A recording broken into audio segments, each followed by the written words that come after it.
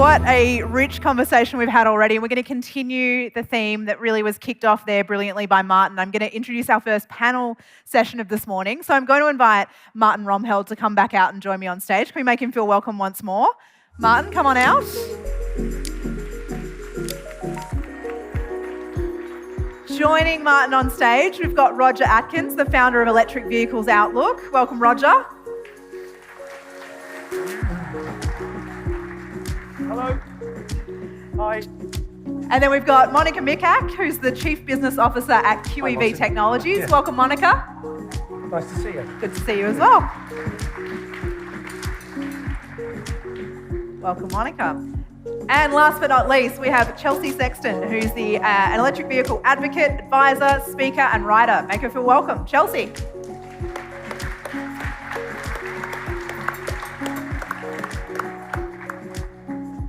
Brilliant.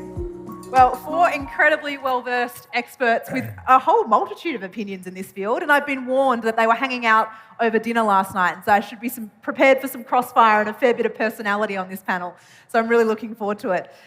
Chelsea, I wanted to kick off with you. One of the things you were talking to me about backstage was that you've had quite an extraordinary, you did your 10,000 hours early in this industry, you put it to me. It's true, you started really young. You were selling cars when you were in college to pay your way through college, and found yourself getting involved in General Motors and then all of a sudden swept up in this electric vehicle movement. I'm intrigued for you, that's sort of quite a period to span. How do you describe what the electric vehicle market looked like when you first got involved as a 17-year-old to where you see the market now? Can you talk us through the compare and contrast? There's a surprising amount of deja vu, actually, in some sense. I started in the mid-90s, so I've already been at this for 25 years. I'm like the old, grizzled veteran. And yet at the same time, while it was a smaller scale, we really thought it was going to grow back then. And that, even though at the time ranges were kind of short, but not unlike the Nissan Leaf when it launched, we were in that sort of 80, 100, then 150-mile EV, and we just thought, we got to get outside California and those areas, but once people drive them, they're going to love them and they're going to catch on. And so all of those same dynamics of passion were true then, but all of the political dynamics that are still true now were also true then. And so there's a lot of deja vu in both directions of good things are happening, and it is a little bit of a rolling snowball, but I spend so much time now battling complacence with folks that sort of think, it's a rolling snowball, can't be stopped, it'll all take care of itself, we can all go off on holiday now. It's not a problem. That's interesting, and given you touched on the politics, I wouldn't mind jumping in there with you. You're a celebrity, really, within the electric vehicle world, I would say, and had a big role in the documentary Who Killed the Electric Car. Talk about the politics there. Can you talk us through some of the dynamics of how you see kind of the incumbents playing in that space now? It's interesting, the different pressures and also roadblocks. Yeah, I am happy that the incumbents are getting back involved, and I really want that buggy you guys just unveiled. I grew up in a Volkswagen bus too. It started with the incumbents in the 90s, the big American manufacturers and Japanese especially, and it was driven and is still driven largely by the California Air Resources Board zero emission vehicle mandate. And it is one of 3 regulations around the world that is pretty much externally compelling EVs in combination with CAFE standards in the US for as long as our current president allows them to exist, and CO2 regulations in Europe. And China, of course, is going electric too, but right now it's a bit of an islanded market, and so there's not that much cross-pollination. And so there's no question that every automaker has plans to go electric and has their PowerPoint in their company somewhere that says by 2025 or 2030, 25% of our vehicles are going to be electric. Most of them still would love to take more time if given that chance. So we're not yet to the point that the market itself is allowed to organically take it on, especially in places like the States. I got more than 24 vehicles in California with plugs on them that are available. I go to a place like Oklahoma, and there's 4. There's a couple states that don't even have dealers for many of the major automakers. So it's a much bigger problem. We have, these pockets of great enthusiasm, which we love, but we also have to get past the pockets. We need more product variety, but we really need more distribution because people can never buy what is not available and that they don't know about. And those remain our 2 single biggest problems now, and always have been, though.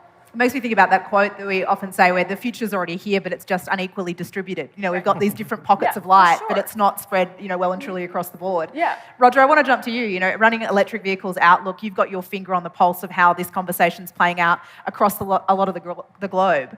What is it for you that kind of provides you with a source of inspiration at the moment, or gets you excited and optimistic about how the next 5 to 10 years are going to play out in the electric vehicles? And what gives you cause for pessimism?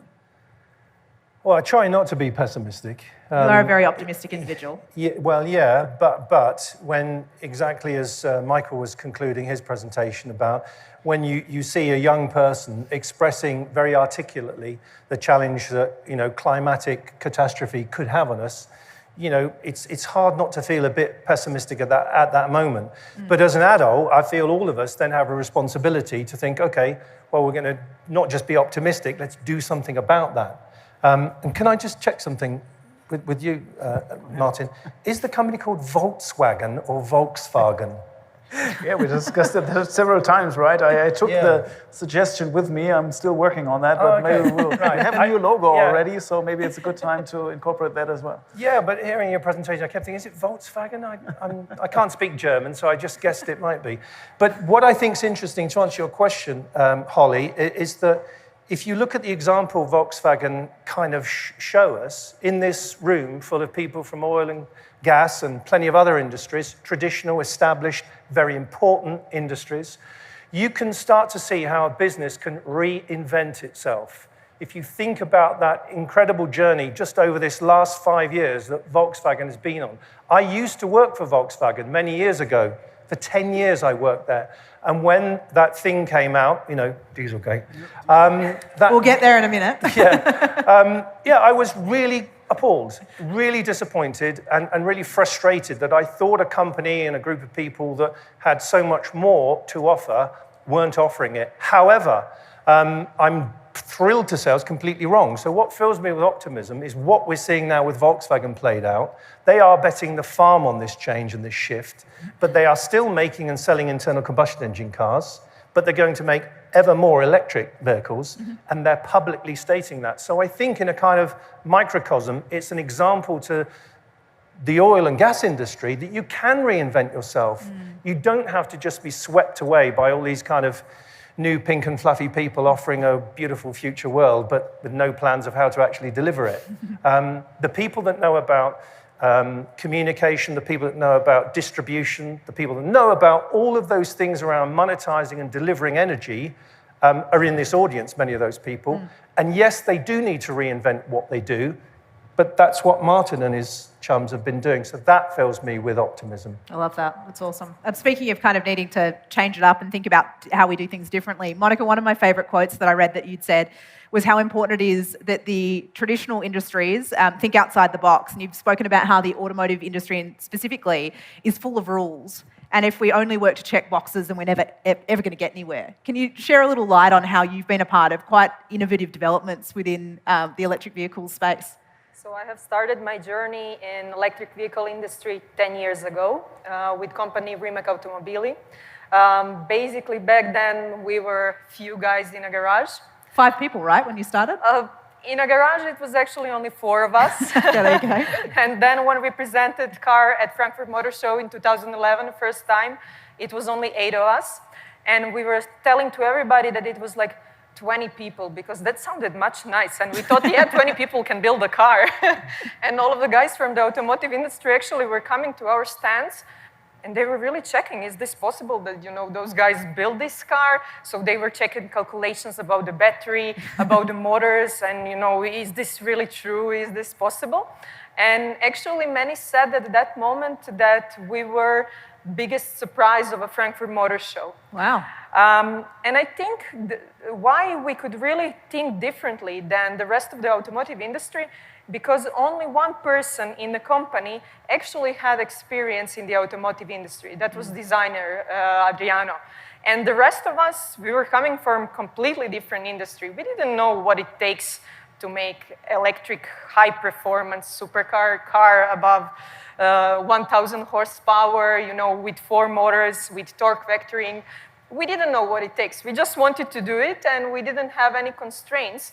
It was a lot of ups and downs, a lot of trial and error, because of course at that moment, even, suppliers, you didn't have suppliers. You couldn't buy motors that we needed.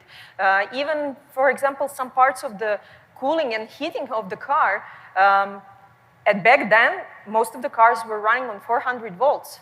So if the car was running on 800 volts, where could you find components? Where could you find suppliers? You had to do it yourself. And this is what made the company actually big right now, because we had to develop technology in-house. And we changed the company from being a car company, from this idea of creating the world's high-performance electric supercar, to actually becoming a technology hub and supplier of our technology to some other clients in the automotive industry. Which is a totally different mindset, isn't it? Thinking about yourself as a technology business versus a car company.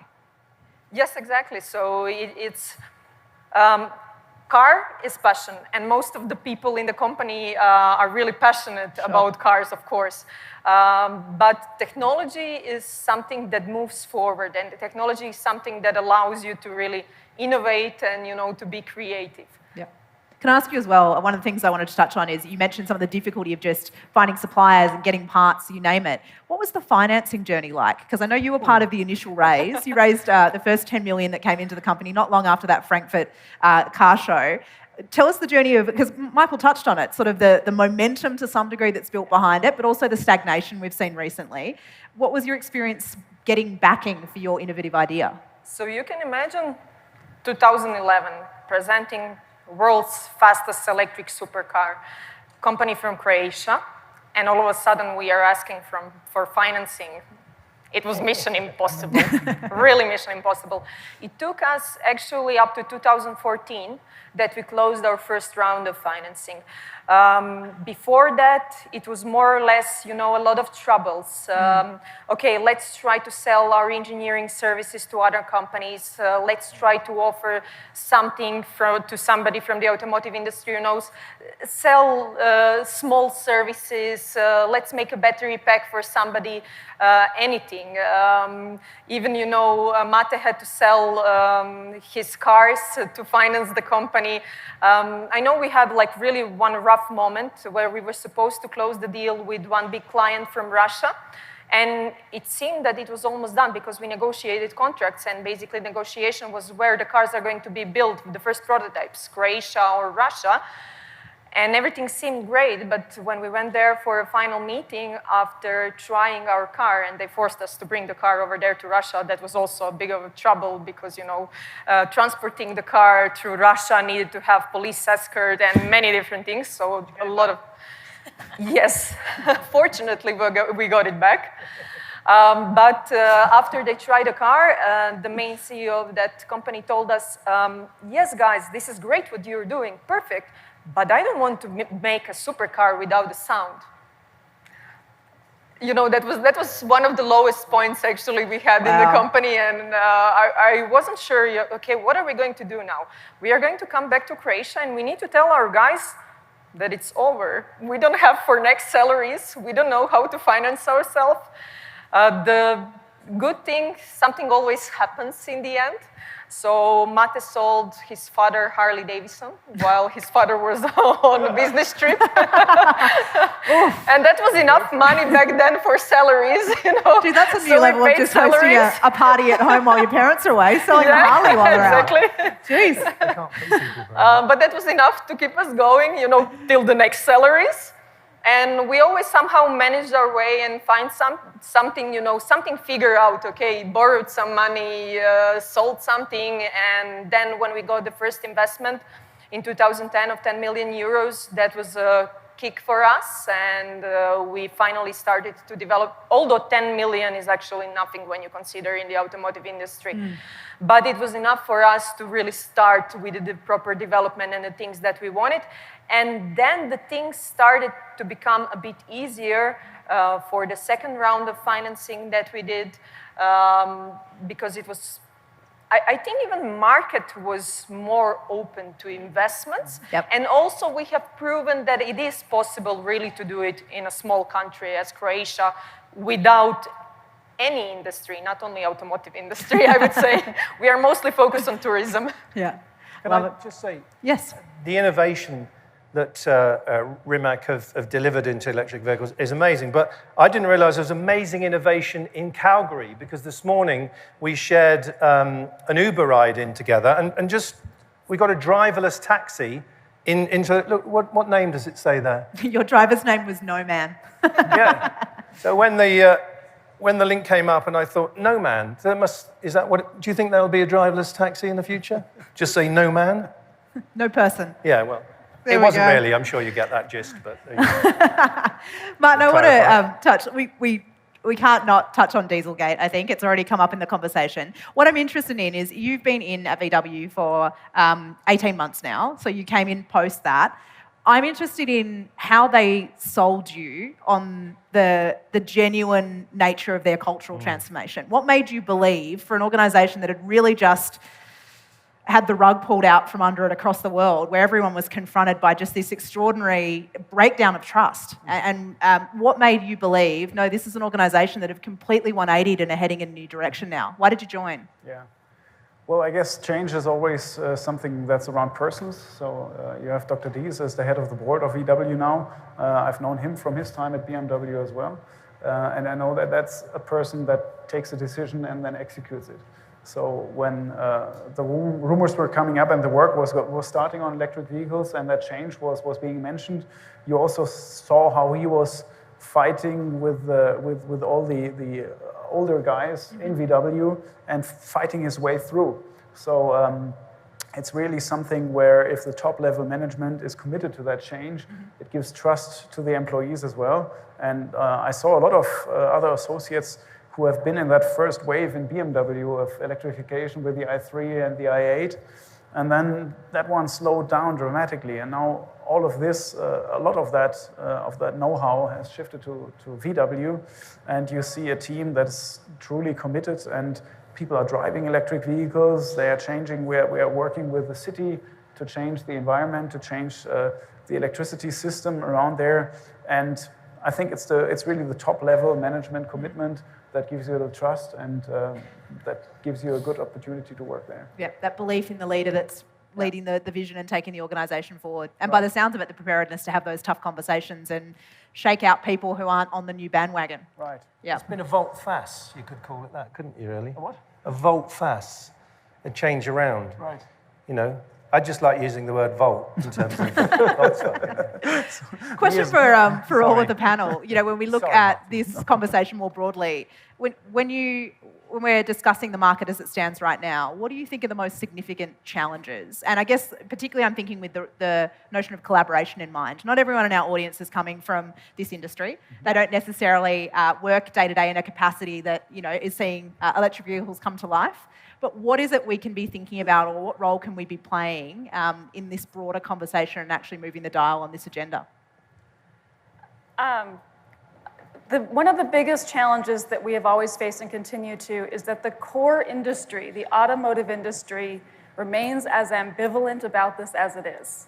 It is the only example in the history of the auto industry, if not all of retail product, where demand has always been expected to predate supply and continue to exceed that. And what that always sounds like is when you have a guy like Mark Fields from Ford say, when we see demand for electric cars, we'll think about building them.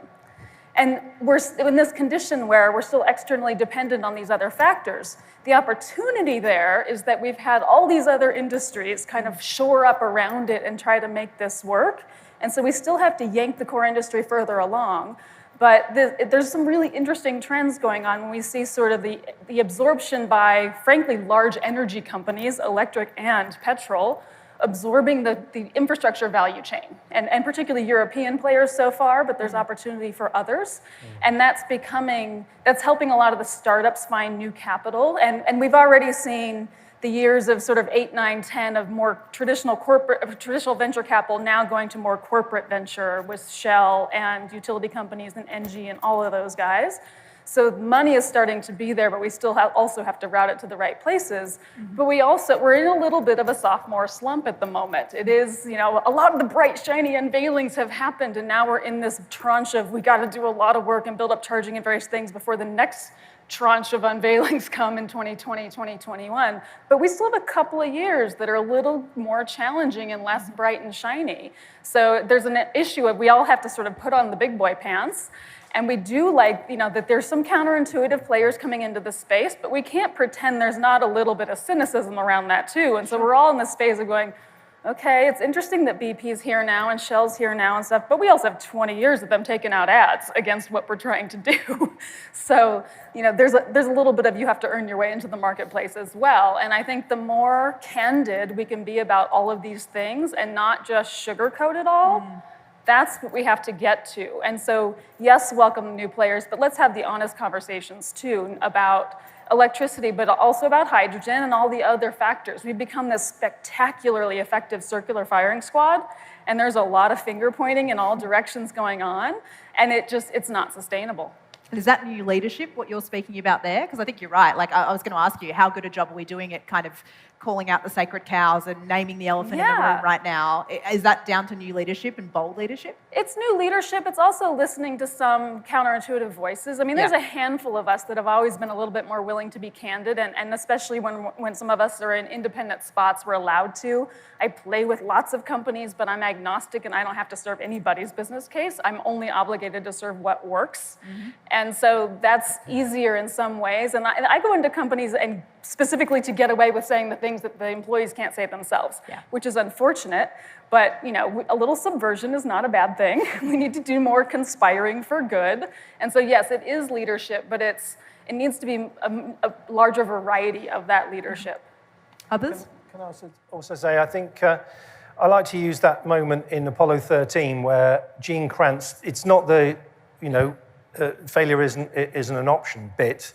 It's the bit before that where he said, let's look at the data.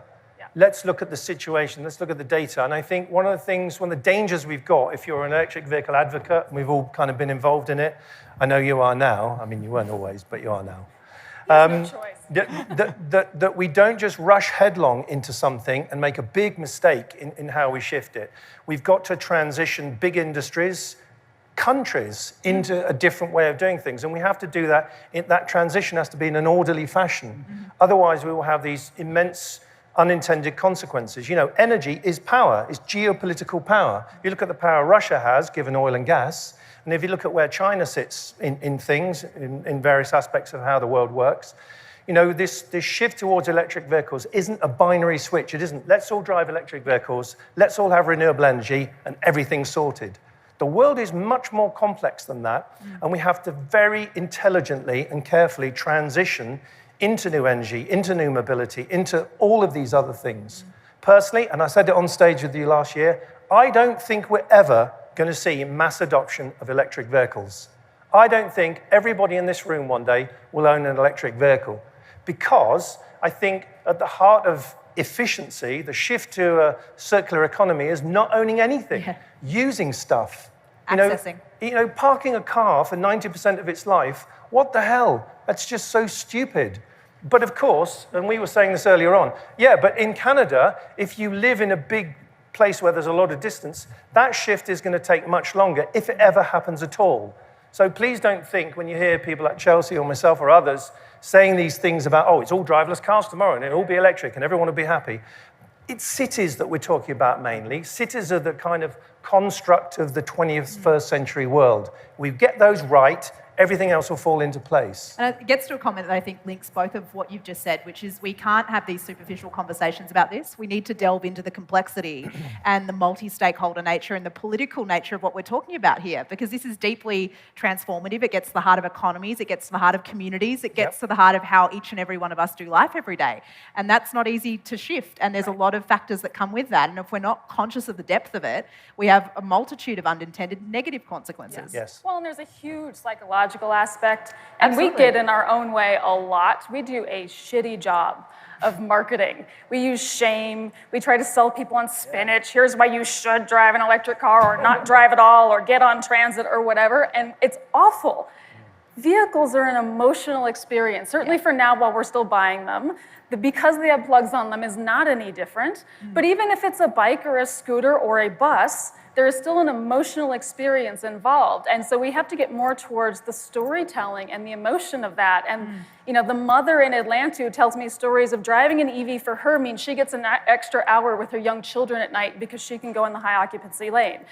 You know, not ever rushing out of the house 10 minutes earlier in the morning because you didn't feel like getting gas the night before. There's all these funny little experiences on top of the fun to drive and the torque and horsepower, which I love more than most people rightfully should, but it's not everybody's thing, I realize. So, I mean, there's a lot more effective stuff we have to do, even where there is support, but we also have to explore the actual challenges realistically and overcome them.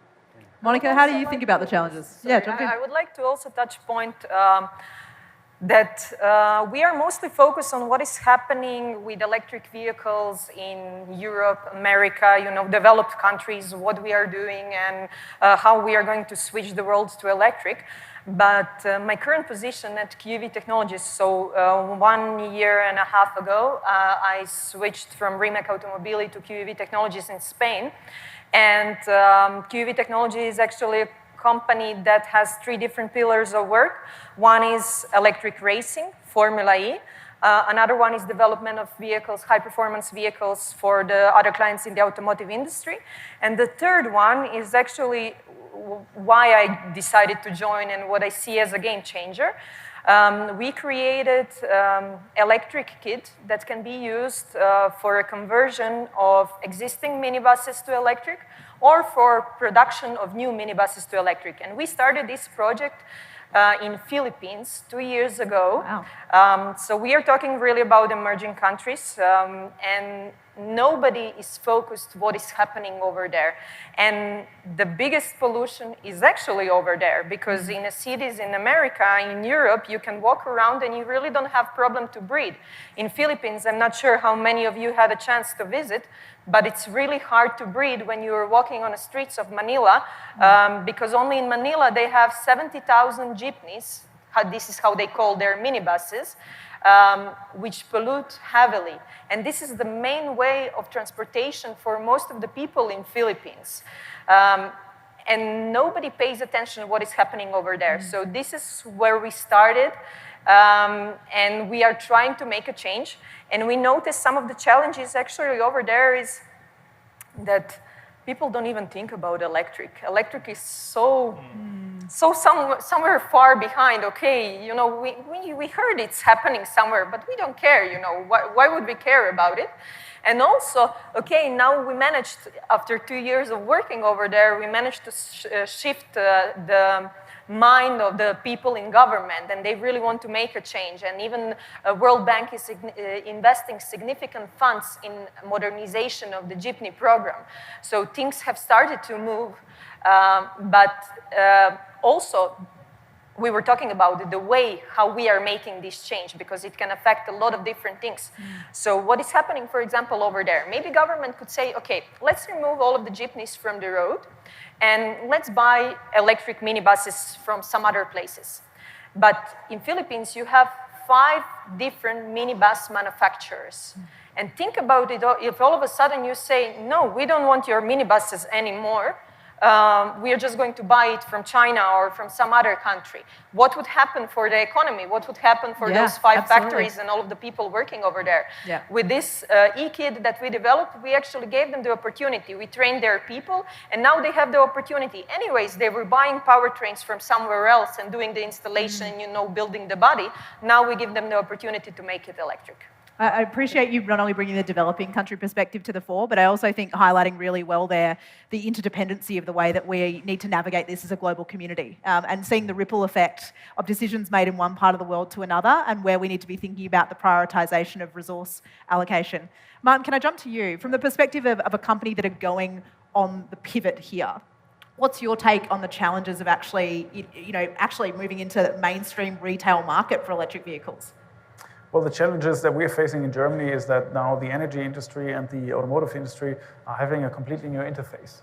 Because in the past, we put the vehicle on the road and we didn't care about anything, right? There were filling stations, somebody was doing the business, somebody had the business, and it all worked out. We maybe had standardized fuel, but that was about it. Yep. And now we are being faced with the question, how do you want to supply all these vehicles? How does the grid cope with that? Where does the energy come from? Is it green? Is it really reliable? And is it sustainable?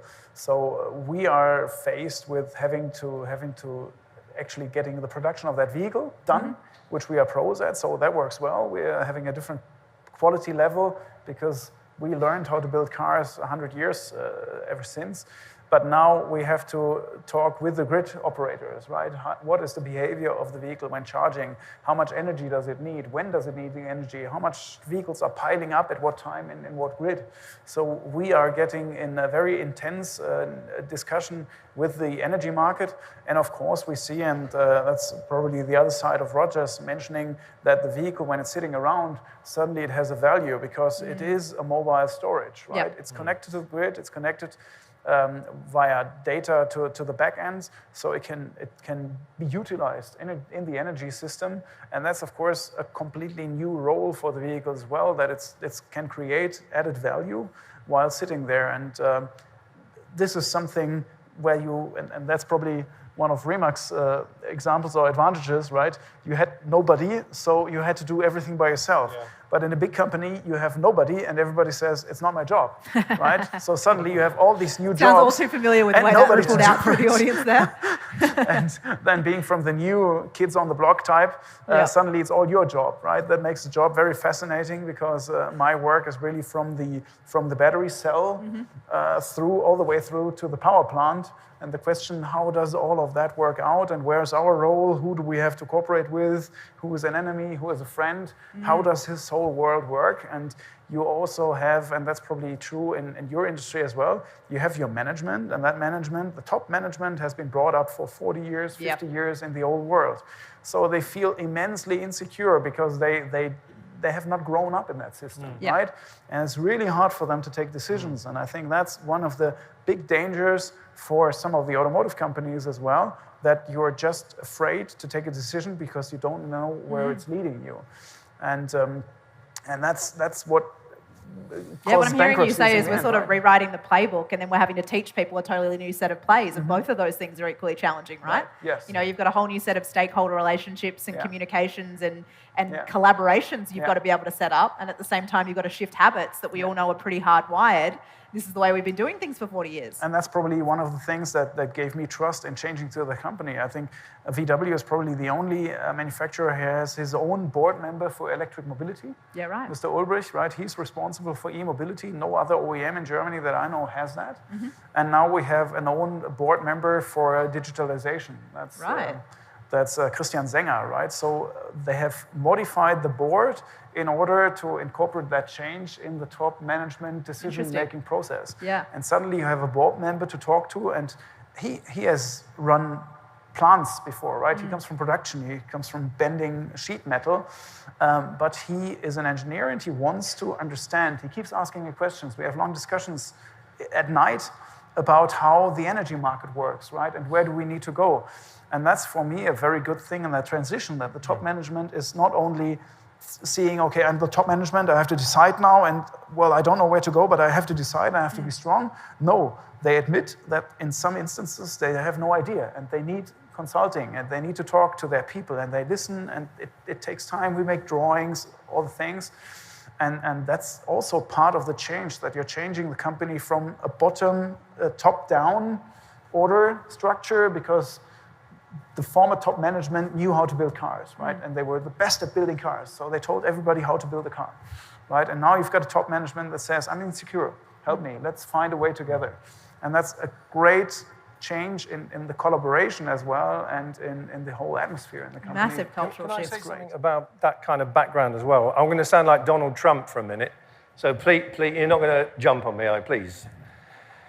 When Donald Trump says, let's make America first again, that's only what Xi Jinping has been saying in China for many years. If you look at the detail behind the China 2025 strategy, which is an industrial strategy covering a whole host of things, they decided some years back now, as I'm sure you know, to target and focus this new energy proposition, new energy being renewables, new energy vehicles being electric vehicles, plugged in hopefully to renewables. And they have systematically gone about bringing together that supply chain, getting into the minerals supply, getting into the supply chain of components, etc., all around the world. And I'm not paranoid about China. I'm actually quite an advocate of some of what goes on in China. Absolutely not everything, of course. But I think we have to be careful and really be grown up about what we're all trying to do and have an intelligent debate between the people that are detractors and the people that, are the opposite, and that we don't work as in little silos, because it may be something that Malcolm Gladwell says tomorrow. Because of social media, we all get in little kind of clubs, little kind of groups, and we all tell each other what we know, so we learn nothing. Yeah. Whereas I love coming to this event, and was so pleased when the guys put it together, because here we are with an audience of people in the oil and gas industry, and we're, electric vehicle people. You'd think we'd hate each other, but actually it's the last thing we should do. We have to help each other. We hope you want what we want, and we don't want you to all lose your jobs. So the whole thing around managing this transition needs intelligent discussion, and we have to be aware of big things like China's ambition to, dominate the world in many ways. Now, I'm mindful of the time. Unfortunately, this session is drawing rapidly to a close. I'd love to throw to each of our panelists in turn and just ask you for a quick 30 to 60 seconds, if you could leave our audience today with one takeaway, one thing to go ruminate over, some food for thought, a challenging provocation, what would you like to leave them with? I think we have to be very careful not to force future mobility to behave like past mobility. It needs to accomplish the same things, but perhaps not in the same ways.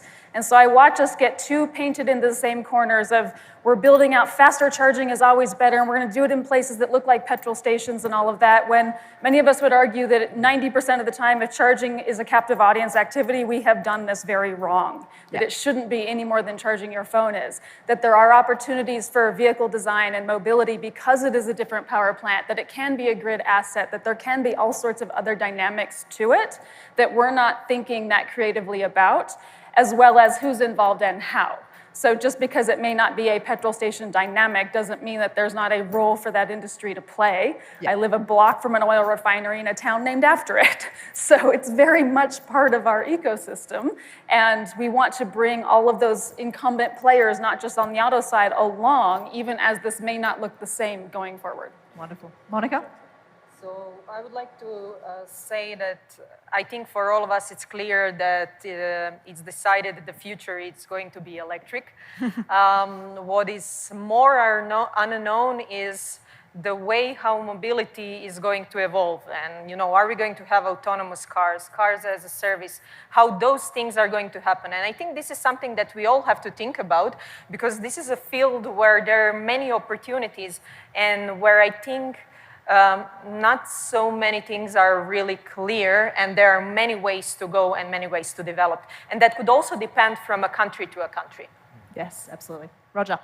Well, sort of picking up on some of my earlier quotes, this is something from a book by Dan Millman, and the quote is, "The secret of change is to focus all your energy not on fighting the old, but on building the new." And that's what I feel is important. Great. Martin? Yeah, a lot has been said. For me, it's the relation between our industries is dramatically changing. So at our end, we're working at the change, and I think your industry still has a case in the future as well. Everybody needs energy. We will need a lot of energy in the future as well.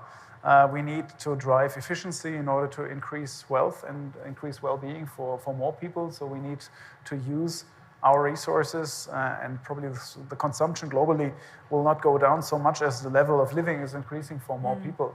But I guess it's really about working together, how to get that organized in a manner that uses the best technology for each application. Right? I keep telling that the funny thing of the combustion engine was there was a limit to the power of sports cars because you didn't have enough space for radiators. Right? You were not able to manage your waste in order to increase the performance of the car.